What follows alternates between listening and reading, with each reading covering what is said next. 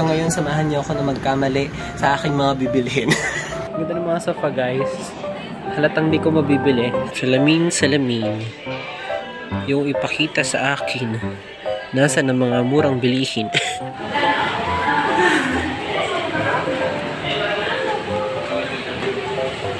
Hindi ako na-orient na parang isa pala to sa mga pinakamalaking grocery sa buong Pilipinas. Alam ko kung anong dapat bilhin sa grocery at kung ano ang dapat bilhin sa palengke.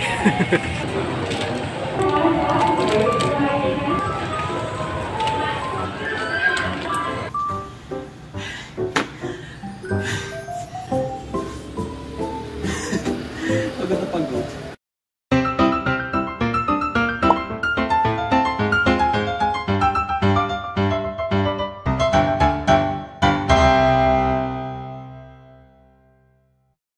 Hi guys, it's a gloomy morning dahil may bagyo pa din.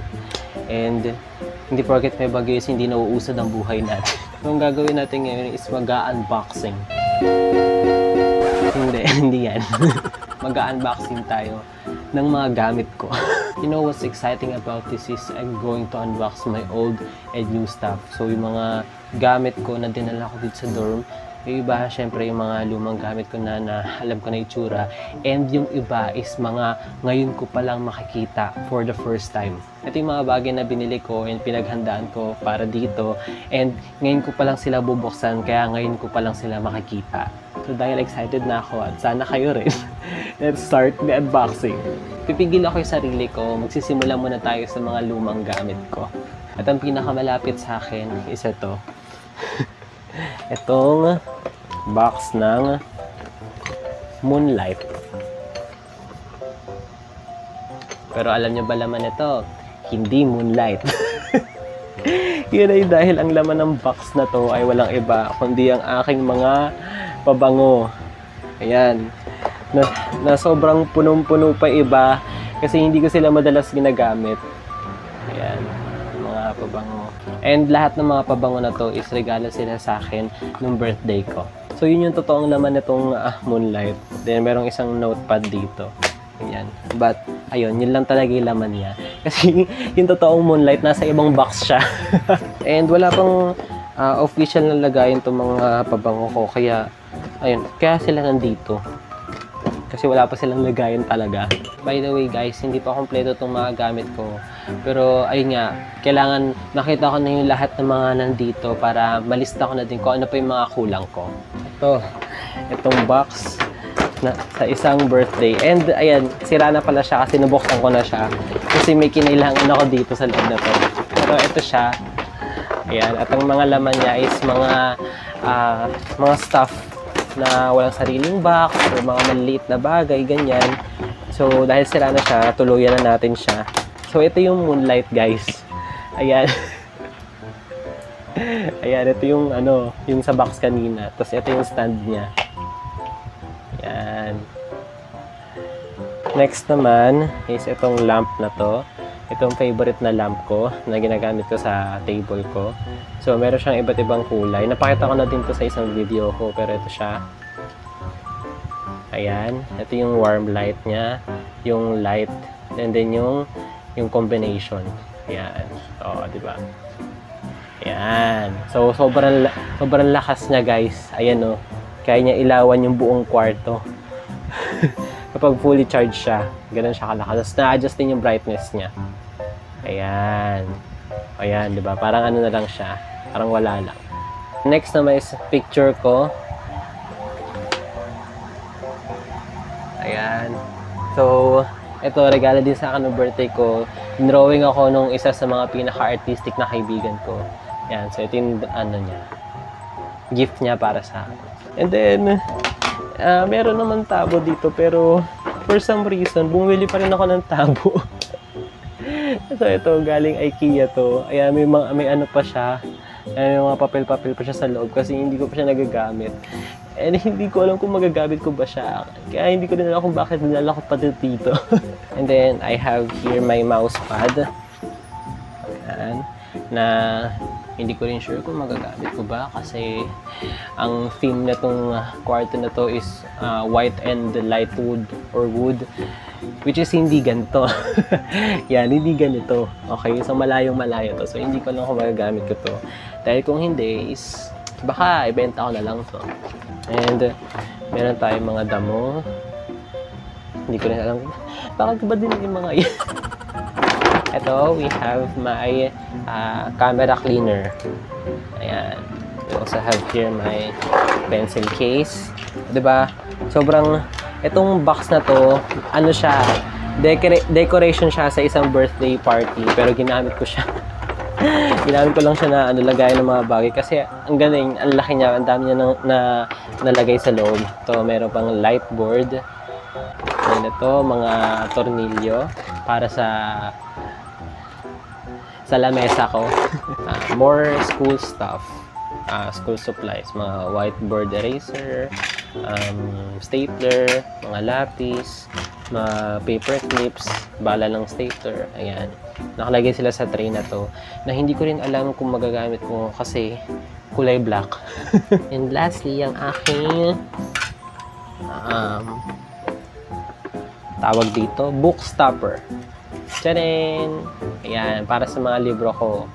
So, ito yung nasa pagitan ng dulo ng mga libro. Ayan, book stopper. So, yun yung mga laman, di ba? Maliliit na bagay na walang sariling kahon. Ganyan. So, binabalik ko sila muna para madali ko sila mabit-bit mamaya. Ito, regalo sa akin ng birthday ko, pero hindi yung debut, kundi last year. Rice cooker.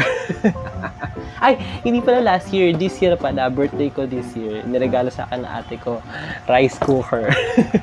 So, ito. Ngayon yun lang ito makikita. So, guys, here are the specs of this rice cooker. Busahin ko lang yung specs niya. Di joke lang. So, ito. Normal na rice cooker na maliit. Actually, hindi lang to pang isang tao. Kaya, masaya ako kasi pwede tayo magkaroon ng kanin dito, maraming kanin kasi matakaw nga pala ako guys. Pero ayan, kapag binuksan niyo itong rice cooker na to, ang unang sa'yo is yung kanyang ano ba to? Warranty. Bale, warranty. Tapos ito yung nakakatuwa sa rice cooker na to. Diba? Ito, takip.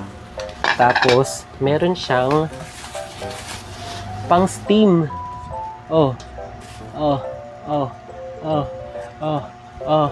Pwede tayo mag-siomay. Pwede tayo mag-siomay at siopaw dito sa rice cooker na to. Next naman, pantakal ng bigas. That's why hindi ko na kailangan bumili ng pantakal ng bigas. Buti na alala ko na may pantakal ng bigas kasi muntik na ako bumili ng pantakal ng bigas kahapon. And then, yung gustong lagayan ng rice. And thank you Hanabishi. Baka naman Hanabishi. And then yung cord. And then yung mismong rice cooker. Ayan. Actually, nabuksan ko na to. Pero ngayon ko lang siya magagamit as in. So, thank you ulit sa ate ko. Bin level ang tuwa ako sa mga ngayon, appliances. Nasa ganung point na ako ng buhay. Ito, mga ganitong bagay sa mundo. Yan, mga damit ko.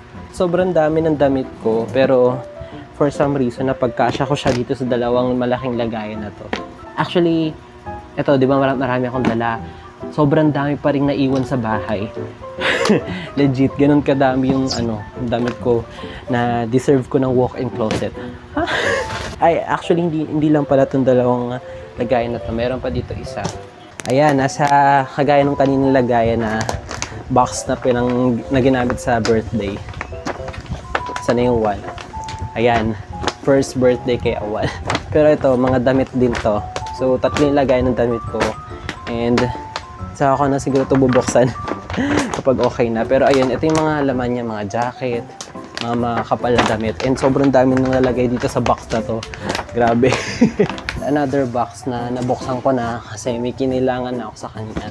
Pero mga laman nito ay yung mga sapatos ko and some other stuff like tissue. Tsaka yung mga gagamitin ko na mga pang-ayos dito sa dorm like tape,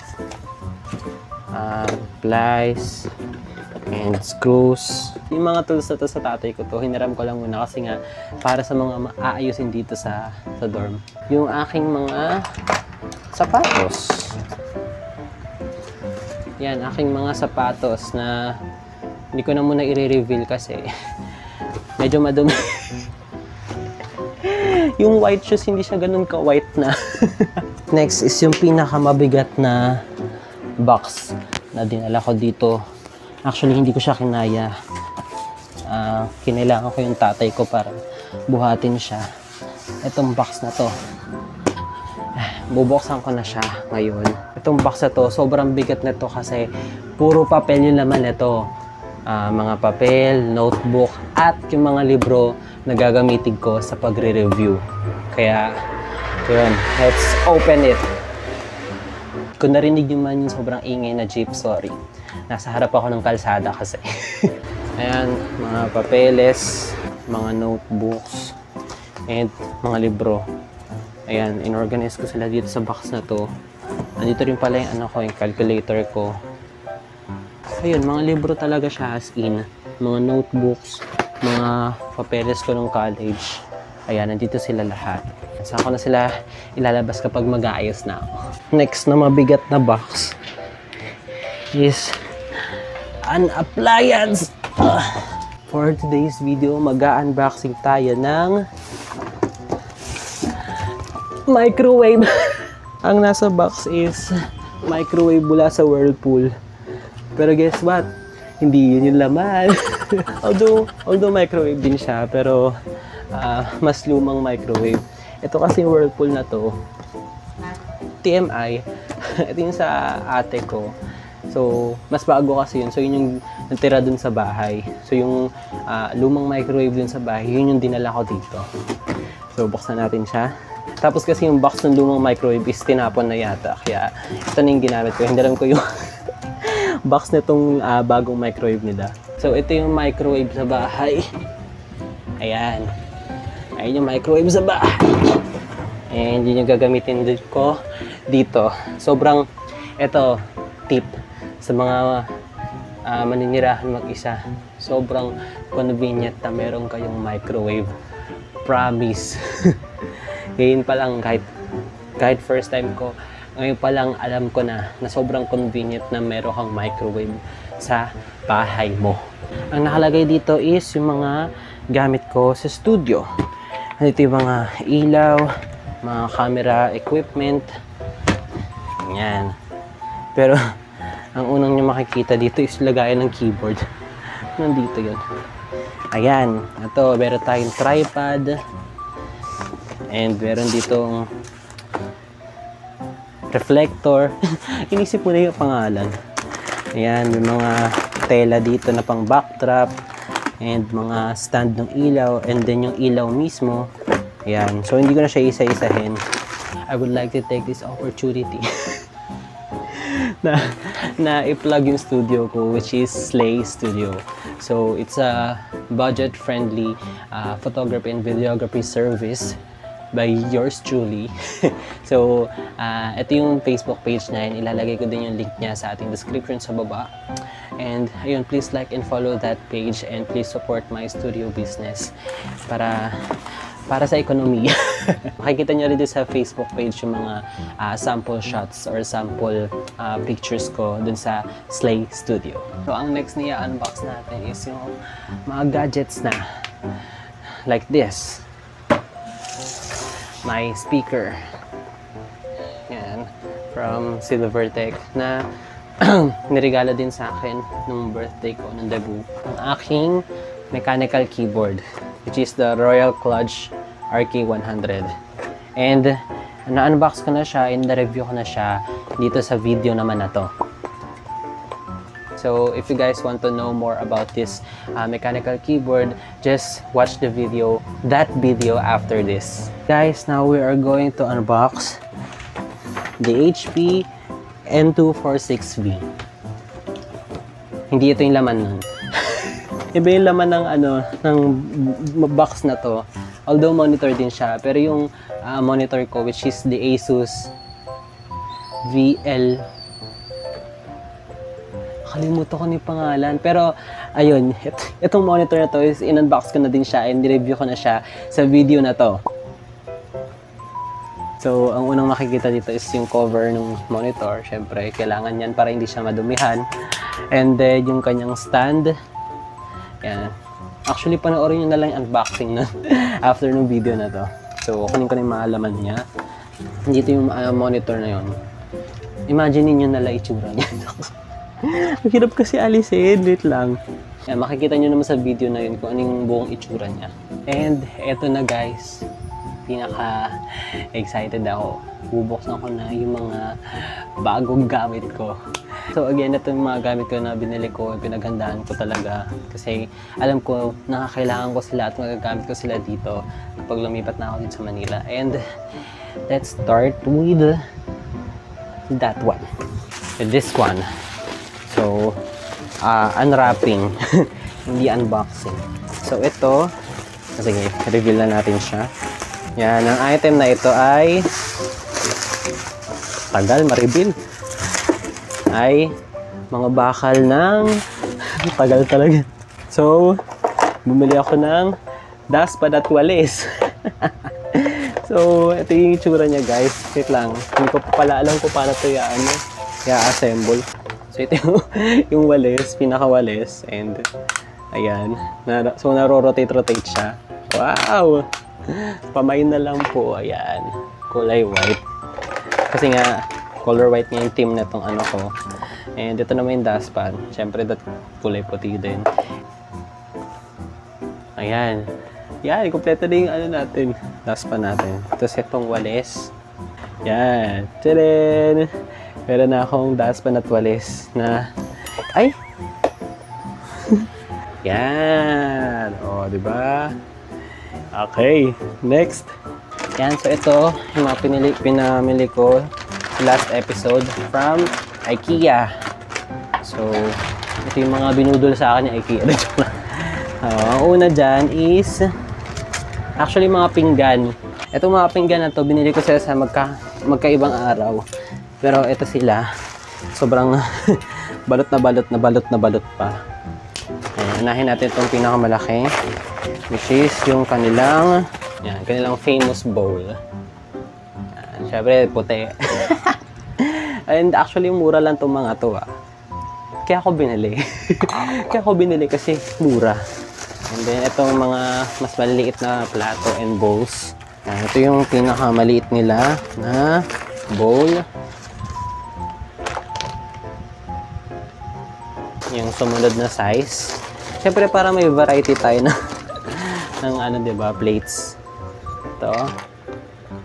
Yan, sumunod na size niya. So, ito yung mga bowl nila. Ayan. So, mga puti dapat lahat. And then, yung mga plates. So, dalawa din. Isang medyo maliit. Ayan. Ito. Ito yung size niya. And then, itong, yung normal na plato. Normal na plato. Hindi ba normal na plato? Ayan. Tchanen! Ayan. Ayun. So, thank you IKEA for sponsoring. IKEA, baka naman, isang single bed foam lang.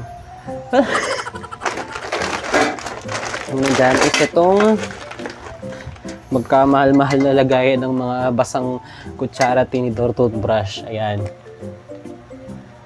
Alam niyo kung bakit ako napabili nito or medyo nabudol nito kasi ito yung gusto ko sa kanya. Kasi pwede mo nga siya lagyan ng mga basa kasi meron siyang, ayan, dito sa ilalim.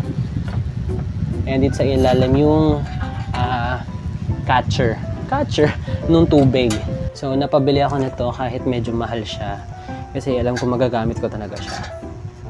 Or dahil nabudo lang talaga. And ito, hindi ko alam kung nabudo lang din ba ako dito. Pero napabili ako ng stool. Which is again, kulay puti. Kasi ito na yung upuan ko other than my office table. And syempre, hindi naman pwedeng yun laging gamitin ko. Kailangan ko din ng stool. So, bumili ako ng ganito. Ayan, siya si Marius. Tapos ito yung instructions niya para ma-assemble. Ayan, hindi nyo makita, di ba? And then ito naman, ano to? Care instructions in different languages. O, di ba? Upuan lang, ang daming ganap. So, let's assemble it now, I guess. Tignan natin kung gano'n natin siya kabilis ma-assemble. So, timer starts for go.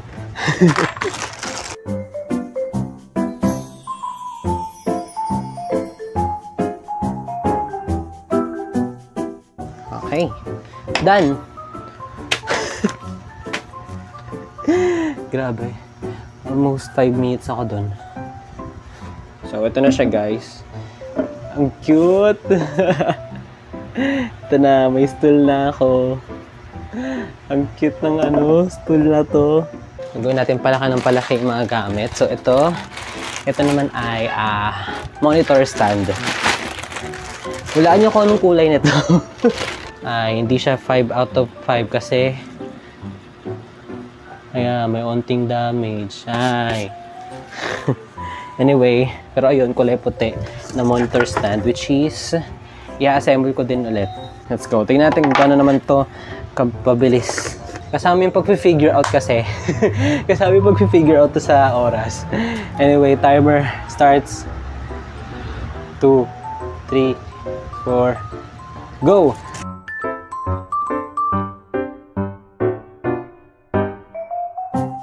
Okay. Ay, mali. At pala, ito muna. Ay! Wala na. Cancel na yung challenge, guys. Mali yung ginawa ko. Tcharin! So, 2 layer. Bali 3 kasama yung sa pinakailalim. So, dito sa pinakataas yung monitor. Tapos mga gamit. Ay! Ito yung technically pinakamahaba sa kanilang lahat. Sa picture niya, salamin. So, ito ay salamin. Very fragile. Galing pa tong Cavite. Okay, so ito na siya, guys. Dami kong kalat.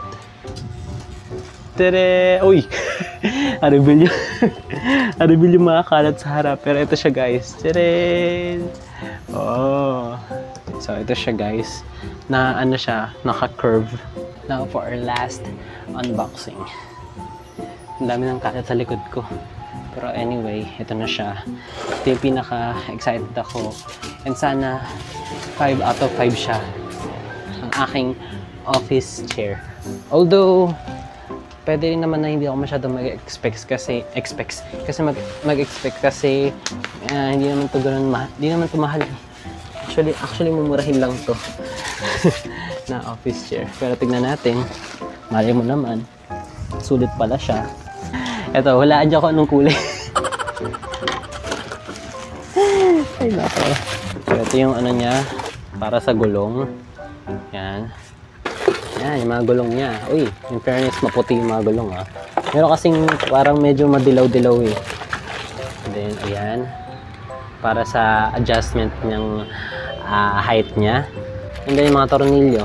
Ito yung kanyang pinakaupuan. Just gawa sa parang mumurahing leather. Oh, hirap linisin ito. Pag na, dumihan. Tayo dyan. Pero ayan, guys. Ayan, leather siya. Parang yung mumurahing klase ng leather. Ganon. And then, yung pinaka-upuan. Ayan.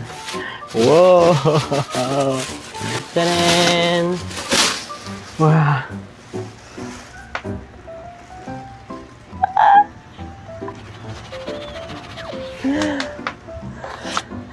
Ang ganda! Huy!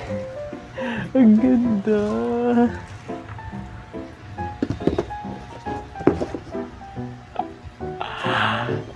Huy, huy, feeling ko napakasulit niya. Siguro ang pinaka-panggagaling ko ng anger issues ko kapag nadumihan to. Hala, gusto ko na siya i-assemble kaso wala na akong time, guys. Alam ko na. I-assemble ko siya sa next episode natin. Ito, parang preview. Yan, tapos may paa. Then ito yung paa niya. Ayan. Ang ganda! Okay, so I'm done with the unboxing of my old and new stuff. So, grabe. Sobrang ano nung paligid ko. Hindi ko na alam kung ano mangyari. But, thank you for watching this video and I hope na nag-enjoy kayo kahit paano sa mga naipakita ko sa inyo. And, yeah, I think that's it for this video. So, see you on the next episode. Bye-bye!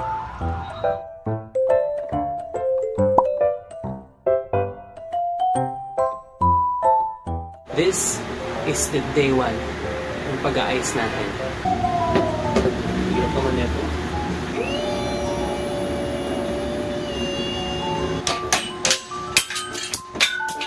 Oh no! I don't know, but let's just do it.